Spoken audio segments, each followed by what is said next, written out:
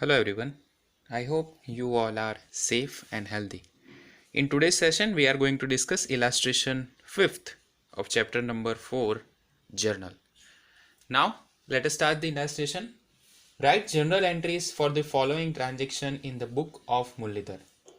तो उसके हिसाब से मैंने क्या किया है, यहाँ पे फॉर्मेट बना दिया है, date, particulars, ledger folio number, debit rupees and credit rupees. यहाँ पे ऊपर क्या लिख दिया, general entry of Muralidhar, because we are going to make the books of account of Muralidhar only. अब सबसे पहले क्या लिखेंगे, ईयर लिखेंगे. तो ईयर में क्या दिया है, 2014. यहाँ पे मैंने लिख दिया 2014. नीचे क्या आएगा, May 1st. ओके, तो मैंने यहाँ पे लिख दी क्या, May 1st. Now in this illustration we are going to discuss the maximum entries related to the donation or destroy by fire and all that. That means कोई भी ऐसी चीज़ होगी कि जिसकी वजह से गुड्स आपका बाहर जा रहा है और उसका आपको कोई भी consideration, that means money in return नहीं मिल रहा, वो सारी एंट्रीज को हम यहाँ पे डिस्कस करेंगे. So let us start the example. First, day 1. Goods of rupees 1000 is withdrawn from business for personal use. अब क्या किया है आपने, पर्सनल यूज के लिए गुड्स विड्रॉ किया है. कोई भी चीज अगर आप विड्रॉ करते हो तो कौन सा अकाउंट डेबिट होगा, first of all the account will be debited, that will be drawing account. तो यहां पे क्या लिखेंगे, drawing account debit, drawings account debit to में क्या आ जाएगा, मैंने प्रीवियस ऑलरेडी ये डिस्कस किया हुआ है, टू परचेज अकाउंट. कोई भी चीज़ अगर आप विड्रॉ करते हो फ्रॉम द बिजनेस, वो कहाँ पे क्रेडिट होगा, परचेज अकाउंट में. क्यों, क्योंकि परचेज में जो भी आपने गुड्स खरीदा हुआ होगा वही वैल्यू पे क्या करोगे, आप उस गुड्स को ले जाओगे. That's why we are crediting this particular account, क्योंकि इसमें क्या होता है, गुड्स गोज आउट, तो ये क्या हो जाएगा, क्रेडिट साइड हो जाएगा. Third entry, day number 3. Goods of rupees 700 destroyed by fire, it was not insured. अब दो चीज आपको ध्यान में रखनी है. First one that is insured goods and one that is not insured goods. Insured मतलब क्या, कि जिस गुड्स के सामने अगर आपने कोई भी तरह का इंश्योरेंस लिया हुआ है तो उसे कहा जाएगा इंश्योर्ड गुड. अगर आपने उसके सामने इंश्योरेंस नहीं लिया, दैट इज अनइंश्योर्ड गुड. तो ये May 3 की जो एंट्री है उसमें क्या है, goods of rupees 700 were destroyed due to fire. ये जो भी डिस्ट्रॉय हो गया उसमें सेम जो लॉस हो रहा है आपका, वो कहाँ पे आएगा, एनी एक्सपेंसेस और losses will be written on the debit side. तो यहाँ पे डेबिट में क्या लिख देंगे, डे 3. नरेशन की जगह आप यहाँ पे नरेशन अपने आप लिख लेना. नरेशन मैंने लिखना आपको ऑलरेडी सिखा दिया है. I am not going to waste that time over here, वो आप खुद लिख देना. यहाँ पे लिखेंगे loss on goods destroyed by fire account debit to which account, to purchase account. Same आपका जो भी मेन वैल्यू होगा वही तो वैल्यू आपको रिटर्न में मिलना चाहिए, तो उस रिटर्न में आपको ये वैल्यू लिखनी पड़ेगी, परचेज वाली. So that is about entry number 3. Next one, day 5, May 5th की एंट्री देखो. Goods of rupees 500 is stolen from the business. तो यहाँ पे क्या लिख देंगे, अगेन एनी एक्सपेंसेस और losses are return on the debit side. Loss of goods stolen account debit to, same आ जाएगा यहाँ पे, purchase account, to purchase account. यहाँ पे क्या करेंगे, देखो 500 रुपीज, यहाँ पे आ जाएगा 500 rupees. Okay, so that was loss due to stolen of goods. Next one, goods stolen received back of rupees 100 on police investigation. मतलब इसमें क्या हुआ, जो हमारा गुड्स स्टोलन हो गया था उसमें से 100 रुपीज का गुड्स वापिस आ गया. तो ये कि ये एंट्री को आपको क्या करना पड़ेगा, उल्टा कर दो, सीधा आंसर इसका मिल जाएगा. डे लिखो यहाँ पे कौन सा, 8. तो यहाँ पे आएगा purchase account debit to loss of stolen goods by ₹100 only. यहाँ पे दोनों में क्या आ जाएगा, 100 रुपीज़ आ जाएंगे। अब ये सीधा लॉजिक समझो, जैसे कि 500 रुपीज़ का आपका गुड्स था, 500 के गुड्स में से पुलिस इन्वेस्टिगेशन के बाद आपको कितने रुपए का गुड्स वापस मिल गया, 100 रुपीज़ का। तो आपका एक्चुअल लॉस कितना हुआ, तो 500 डेबिट था, 100 क्रेडिट आ गया। अब आपका एक्चुअल लॉस कितना हुआ, 400 रुपीज़। Clear students? तो ये इस हिसाब से हम इसकी एंट्री करते हैं। सेम वे परचेज में हमने टोटल लॉस कितना दिखाया था, 500 का। अब उसमें से 100 रुपीज़ का तो वापस आ गया, तो वही हमने क्या कर दिया, डेबिट कर दिया, और बाकी का हमने क्रेडिट में क्या ले लिया, लॉस ले लिया। Okay, now day 12, goods of ₹2,500 is destroyed by fire. Insurance company has admitted the claim for it. मतलब ये जो पूरा गुड्स था 2500 रुपए का, उसका इंश्योरेंस कंपनी ने कंफर्मेशन दे दिया है that we are going to pay the amount. तो ये तो बहुत इजी हो गया हमारे लिए। क्या करेंगे, पहले यहाँ पे दे दिया मैंने डेट। चलो, अब जैसे हम यहाँ पे लॉस लिखते थे ऊपर, loss of goods stolen, loss of goods destroyed by fire, उसकी जगह पे क्लेम में सीधा लिख देंगे insurance company account debit to purchase account. पता चला आपको? क्या करेंगे, इंश्योरेंस कंपनी ने एडमिट कर लिया कि we are going to pay the amount, तो वही हम क्या करेंगे, उनसे कवर अप करने हैं तो वो वहां से ले लेंगे। तो 2500 रुपए यहां पे हो गए। Next entry, goods of ₹4,000 is destroyed due to sinking of steamer for which the insurance company has admitted the claim of 50% of the amount. मतलब क्या हुआ था कि 4,000 रुपीज का जो गुड्स था, स्टीमर के डूब जाने की वजह से उसमें से जो लॉस हुआ वो 4,000 रुपीज़ का हुआ। उसमें से इंश्योरेंस कंपनी ने कितना एश्योर्ड किया, उसने एश्योर्ड किया ऑफ ₹50%, दैट मीन्स 2,000 ओनली। तो बहुत ईजी है, ऊपर वाली एंट्री ही देखो, सेम वैसे ही हम यहाँ पे एंट्री करेंगे। डेट कौन सी है, 15। First one that is insurance company account debit by ₹2,000, क्योंकि उन लोगों ने कितना क्लेम फिक्स किया है, 2,000 रुपीज का। Second one that is loss due to sinking account debit by ₹2,000 again to purchase account. Clear? बहुत इजी एंट्रीज है, एक ही एंट्री आप कर लोगे तो आपको आ जाएगा। पर मैं ये क्यों करवा रहा हूं सारे इलास्ट्रेशन, क्योंकि इसकी आपको प्रैक्टिस हो जाए, फिर जब कंबाइन सम आएंगे तब आपको दिक्कतें ना हो, इसीलिए मैं ये आपको यहाँ पे करवा रहा हूँ। Next one that is number 16, goods of ₹500 given as donation. अगर डोनेशन में दिया है तो वो भी एक टाइप का एक्सपेंस ही से है। अगर कोई भी एक्सपेंस है तो एक्सपेंस क्या हो जाएगा, डेबिट हो जाएगा। वही की वही एंट्री यहाँ पे कॉपी करो, डोनेशन अकाउंट डेबिट। अब यहाँ पे नाम में क्या लिखना है, सिर्फ डोनेशन, तो डोनेशन अकाउंट डेबिट टू में क्या आ जाएगा, सिंपल परचेज अकाउंट। यहाँ पे देखो सारी जो भी डोनेशन लॉस, किसी ऐसे भी वे जिसमें परचेज या सेल्स नहीं हुआ पर आपका गुड्स बाहर गया है, तो उसमें कौन सा अकाउंट क्रेडिट होने वाला है, परचेज अकाउंट ही क्रेडिट होगा। Number 20, goods of ₹200 distributed as a free sample for advertisement. Okay, now we have used the word advertisement. So advertisement it's a kind of expenditure, तो वो भी डेबिट साइड आएगा। Date कौन सी आएगी, date आएगी आपकी 20। तो 20 में मैंने यहाँ पे लिख दिया advertisement account debit to purchase account. Clear? यहाँ पे क्या आएगा, advertisement account debit to purchase account. अब कितना एक्सपेंस था, 200 रुपीज, मैंने यहाँ पे लिख दिया 200 and 200। Next one that is 22nd, goods of ₹400 received as a free sample from manufacturer.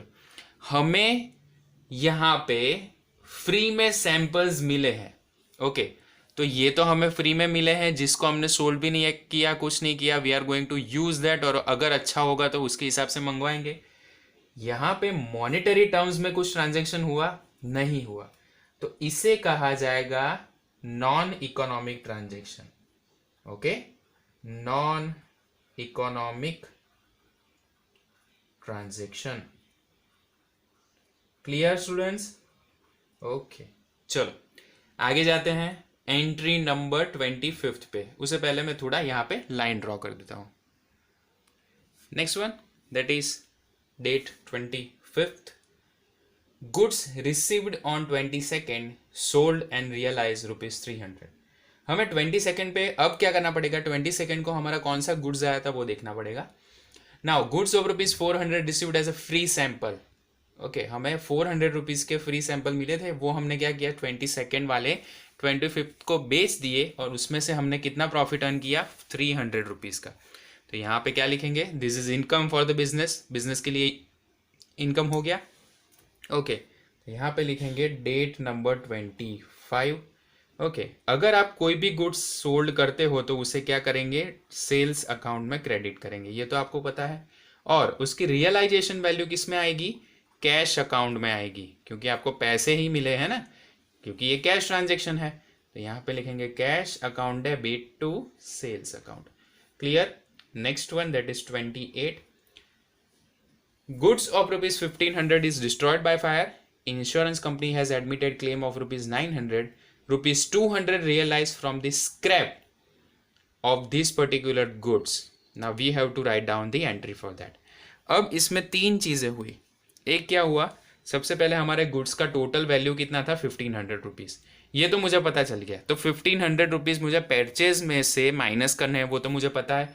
तो यहाँ पे मैंने लिख सकता हूँ यहाँ पे टू परचेज अकाउंट। चलो ये सिंपल हो गया, मैंने यहाँ पे क्रेडिट में परचेज अकाउंट में 1500 लिख दिया। अब याद ये करो कि इंश्योरेंस कंपनी ने आपको क्लेम कितना दिया, तो insurance company account debit by rupees how much, by ₹900। तो 900 मुझे यहाँ पे मिल गए। सेकेंड चीज देखो कि आपने जो भी गुड्स सेल किया था उस पर आपको कुछ प्रॉफिट भी मिला। वो जो स्क्रैप सोल्ड किया था तो उसे कैश मिला, कैश अकाउंट डेबिट बाय ₹200। तो 900 प्लस 200 दैट मीन्स 1100। 1500 में से 1100 माइनस करोगे तो लॉस कितना होगा 400 रुपीज़ का। तो यहाँ पे लिखेंगे लॉस ड्यू टू, यहाँ पे क्या हुआ है, due to fire account debit. Clear? आपकी एंट्री यहाँ पे हो गई, insurance company account debit, cash account debit, loss due to fire account debit to purchase account. So that was about entry number 28. Next one that is date 30, goods of ₹600 destroyed in rain which was sold for ₹200। Simple यहाँ पे किया था वैसा ही, to purchase account मुझे कितना मिलेगा, यहाँ पे आएगा ₹600 द टोटल वैल्यू, ये मैंने यहाँ पे लिख दी। चलो कैश रियलाइजेशन वैल्यू कितनी है, कैश अकाउंट डेबिट कितने मिले मुझे 200 रुपीज़, बाकी का क्या हो गया loss due to rain account debit 400 rupees, 200 plus 400 that is 600। So this is it for illustration number 5। New illustration number 6, write a journal entry in the books of Sri Vashant Traders for the following transactions। Okay, तो हमें क्या करना है, वसंत traders के लिए entries लिखनी है। सबसे पहले मैंने पूरा फॉर्मेट रेडी कर दिया है, डिटेल्स लिख देंगे। यहाँ पे लिखेंगे date, particulars, LF that means ledger folio number, यहाँ पे आ जाएगा डेबिट रुपीज और यहाँ पे आ जाएगा क्रेडिट रुपीज। Clear students? अब हम स्टार्ट करेंगे entries one by one. Let's see, year कौन सा है, ईयर है आपका 2014, यहाँ पे मैंने लिख दिया 2014। मंथ दैट इज जून, तो यहाँ पे लिख दिया जून। अब सबसे पहले स्टार्ट करेंगे फ्रॉम जून 1। अब जून 1 की एंट्री देखो, a current account is open with SBI bank by depositing ₹20,000। अब यहाँ पे जब कैश की या तो फिर बैंक की बात हो तो आपको एक ही रूल याद रखना है, debit what comes in, credit what goes out. Clear students? Debit what comes in, credit what goes out. अब यहाँ पे देखो, करंट अकाउंट ओपन किया तो पैसे कहाँ पे आए, तो पैसे आए एसबीआई बैंक में, और गए कहाँ से, हमारे कैश में से। So debit what comes in, जहां पे पैसे आए हैं वो अकाउंट डेबिट करेंगे।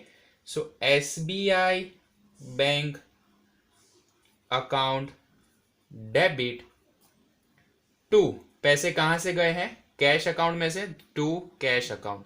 बाय रुपीज हाउ मच, 20,000, तो मैंने यहां पे लिख दिया 20,000। That was entry number 1। अब देखेंगे second, goods sold of rupees 5,000, the amount of which directly deposited by in the bank. सारे पैसे जो 5,000 का आपने गुड्स सोल्ड किया है उसके पैसे कहाँ पे आए हैं, बैंक अकाउंट में आए हैं। कौन सा रूल अप्लाई होगा बैंक अकाउंट के related, debit what comes in, पैसे आए कि गए, आए, कहाँ पे, बैंक में, तो वो अकाउंट डेबिट हो जाएगा। लिखो यहाँ पे जून 2, कौन सा अकाउंट डेबिट होगा, bank account debit, bank account debit to, आपने क्या किया है, सेल्स किया है, तो यहां पे आ जाएगा टू सेल्स अकाउंट। कितने रुपए, 5,000 रुपीज। 5,000 मैंने यहां पे लिख दिया। नेक्स्ट वन नंबर 3 नहीं है, डेट नंबर 4 है, यहां पे लिखेंगे 4। Furniture of rupees 10,000 is purchase and payment is made through cheque. अब हमने पैसे दिए हैं तो यहां पे क्या होगा, debit what comes in, credit what goes out. आपके पैसे गए तो कौन से अकाउंट में आएंगे, क्रेडिट साइड पे आएंगे, बैंक अकाउंट में। और any assets you purchase that will be written on which side, debit side itself. यहां पे लिखेंगे furniture account debit to bank account. Bank में से ही तो पैसे गए हैं, क्लियर। तो कितने रुपए आएंगे, 10,000 रुपीज। यहां पे मैंने लिख दिया 10,000 एंड 10,000 इटसेल्फ, हो गया। चलो आगे देखेंगे, date number 8, withdrawn from bank rupees 400 for personal expenses and 700 for office expenses. अब हमने क्या किया है, 400 एंड 700 विड्रॉ किए हैं। विड्रॉ किए तो debit what comes in, that means cash business में आया, पर बैंक में से क्या हुआ, गया। तो यहां पे एक चीज पता चल गई कि टू बैंक अकाउंट होगा, क्रेडिट साइड पे बैंक अकाउंट आएगा, क्योंकि पैसे क्या हो रहे हैं, जा रहे हैं। टोटल कितने आएंगे, जाएंगे 1100 रुपीज। तो 1100 की एंट्री मुझे करनी है। सबसे पहले अगर आप कोई भी गुड्स पर्सनल पर्पस पे लिए या तो फिर कोई भी कैश विड्रॉ करते हो पर्सनल पर्पस के लिए, तो कहां पे आएगा, ड्रॉइंग अकाउंट डेबिट। क्या लिखोगे, ड्रॉइंग्स अकाउंट डेबिट। कितने रुपए हैं, 400 रुपीज, तो मैंने यहां पे लिख दिया 400। Next 700 for office expense. अब आपने जो एक्सपेंसेस किए हैं वो विड्रॉ किस में हुए होंगे, कैश में। So cash account debit 700 to bank account 1100, हो गई entry. That was about date number 8। Next आएंगे नंबर 10 पे। 10 पे देखो, a cheque of rupees 1500 received from Virat. अब चेक मिला है, चेक मिला है, that means debit what comes in, पैसे आएंगे कि जाएंगे, चेक मिला है तो पैसे आएंगे, तो क्या होगा, बैंक अकाउंट डेबिट। कितने रुपए का मिला है, 1500, तो यहां पे मैंने लिख दिया 1500 टू। अब यहां पे क्या आएगा, यहां पे आएगा टू विराट अकाउंट। क्यों विराट अकाउंट आएगा, क्योंकि विराट ने आपको पैसे पे किए हैं, that's why we are going to write Virat account. अगर कैश में मिले होते तो टू कैश अकाउंट आता, अगर अमित ने दिए होते तो यहां पे आता to Amit's account. Clear students. Next one that is entry number 15। 15 में देखो, goods of rupees 3,000 sold on cash to Parthiv, out of which 50% of the amount received by cheque. 3,000 rupees का गुड्स सोल्ड किया है, तो एक चीज तो पता है, सेल्स का ऑलवेज कौन सा बैलेंस होता है, क्रेडिट बैलेंस। तो यहां पे मैंने लिख दिया to sales account by rupees 3,000। अब आपको क्या करना है, अब यहां पे देखो कि आपको कितने पैसे कैसे कौन से वे में मिल रहे हैं। सबसे पहले 3,000 के गुड्स में से पार्थिव ने कैश गुड्स लिया है, तो एक तो कैश अकाउंट होगा, सेकेंड 50% अमाउंट हमने कैसे मिली है, चेक से. सो डेबिट व्हाट कम्स इन, तो एक तो लिख दो बैंक अकाउंट डेबिट. क्यों, क्योंकि चेक है ना, चेक कितने का है, आधी अमाउंट का, तो 1500 हो गई. और दूसरा जो बाकी रहा कैश अकाउंट, वो भी क्या हो जाएगा, debit by rupees 1500. Okay, next one that is date number 18. Fire insurance premium of rupees 450, life insurance premium of 300 paid by cheque. अब आपने क्या किया है, चेक पे किया है इन दोनों इंश्योरेंस का. सबसे पहले देखो fire insurance, it is related to the business one. अब इसमें ये ध्यान रखना है, पैसे आए कि गए, आप इंश्योरेंस प्रीमियम पे करते हो, दैट मीन्स पैसे गए. तो यहां पे एक तो चीज पता चल गई, टू बैंक अकाउंट आने ही वाला है. ओके, ये हमें पता चल गया. तो 450 प्लस 300 दैट इज 750. अब डेबिट में क्या होगा, डेबिट में होगा सबसे पहले fire insurance premium that is related to business. तो यहां पे लिखेंगे fire insurance premium account debit by rupees 450. अब life insurance that is related to someone's life, तो यहां पे आ जाएगा ड्रॉइंग्स अकाउंट. क्यों, क्योंकि ये हो गया पर्सनल एक्सपेंडिचर. ड्रॉइंग्स अकाउंट कितने आएंगे आपके, 300 rupees. Next one entry number 22, a cheque of dividend warrant of rupees 200 deposited in bank. अब यहां पे हमें क्या मिला है, डिविडेंड वारंट मिला है, और ये हमने कहा किया, बैंक में जमा करवाया. अगर कोई भी अमाउंट पैसा मिल रहा है तो इसमें पैसा आएगा कि जाएगा, पैसा आएगा. तो what is the rule, debit what comes in. Clear, so bank account will be debited. तो यहां पे लिखेंगे entry number 22, bank account debit to which account, to dividend account, क्योंकि डिविडेंड आपको मिला है ना. Okay, to dividend account credit. अब डिविडेंड कितने मिलेगा, वैल्यू का मिला है 200 रुपीज, यहाँ पे मैंने लिख दिया 200 rupees. Next one entry number 25, bank has credited rupees 100 for bank interest. अब आपको बैंक का इंटरेस्ट मिला है, तो यहां पे लिखेंगे bank account debit by rupees 100. ये तो आपकी पहली एंट्री हुई. अब आपको जो उसके साथ क्या दिया है, bank has made a charge that is debited rupees 50 as a bank charges. मतलब 50 रुपीज का आपको क्या हुआ है, बैंक चार्जेस पे करना पड़ा है. तो सबसे पहले बैंक अकाउंट डेबिट करेंगे, साथ में लिखेंगे टू बैंक इंटरेस्ट, क्योंकि आपको क्या मिला है, बैंक इंटरेस्ट मिला है बाय रुपीज 100. अब उसकी सेकेंड एंट्री जो है वो क्या आएगी, दूसरी एक एंट्री आपको करनी पड़ेगी, बैंक चार्जेस अकाउंट डेबिट. आपको एक्सपेंस हुआ, expense always debited by rupees 50 to which account, to bank account, क्योंकि credit what goes out, 50 rupees तो आपके बैंक में से चले गए, तो ये 50 रुपीज यहां पे आ जाएंगे. Next one, a cheque of rupees 800 issued to Param for the final settlement. आपने 800 रुपीज का परम को चेक दे दिया है फॉर द फाइनल असेसमेंट. तो यहां पे लिखेंगे 28 नंबर, पैसे आए कि गए, तो पैसे गए, तो टू बैंक अकाउंट, और डेबिट में क्या हो जाएगा, परम अकाउंट डेबिट. रूल याद करोगे इजीली आ जाएगा, रूल याद नहीं है तो एंट्री कभी भी करेक्ट नहीं होगी. Next one and the last one that is date 30th, a cheque of rupees 600 is received from Shivaji. आपको चेक मिला है, डेबिट व्हाट कम्स इन, पैसे आए, तो कौन सा अकाउंट डेबिट होगा, बैंक अकाउंट डेबिट